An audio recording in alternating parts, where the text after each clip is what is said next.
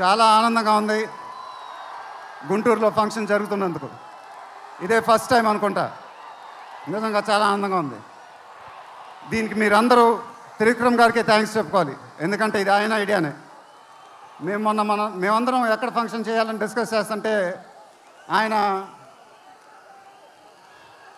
మీ ఊళ్ళో ఫంక్షన్ చేద్దాం సార్ అన్నారు.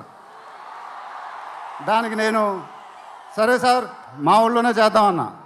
ఇదిగో ఇప్పుడు మన ఊళ్ళోనే ఫంక్షన్ జరుగుతుంది. ఇందాక ఏవి చూసినప్పుడు నాది 25th ఇయర్ అంట. అది నాకే అర్థం కాల. త్రివిక్రమ్ గారు కూడా చెప్పారు 25 సంవత్సరాలు. మీరు చూపించిన అభిమానం నేను ఎప్పుడు మర్చిపోలేను. ప్రతి ఏడు అది పెరుగుతూనే ఉంది. అది థ్యాంక్ యూ సో మచ్. మాటలు లేవు, ఏం చెప్పాలో నాకు తెలియదు.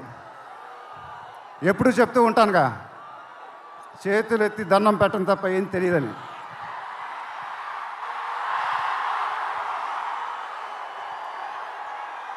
మీరెప్పుడు నా గుండెల్లో ఉంటారు. ఎప్పుడు ఎప్పుడు ఎప్పుడు.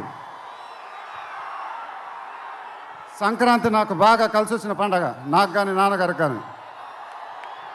మా సినిమా సంక్రాంతికి రిలీజ్ అయితే అది బ్లాక్ బస్టరే.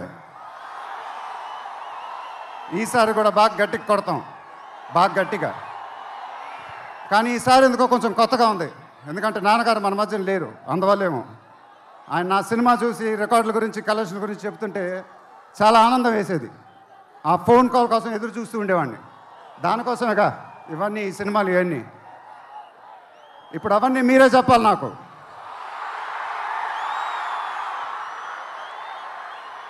ఇక నుంచి మీరే నాకు అమ్మ, మీరే నాకు నాన్న, మీరే నాకు అన్నీ.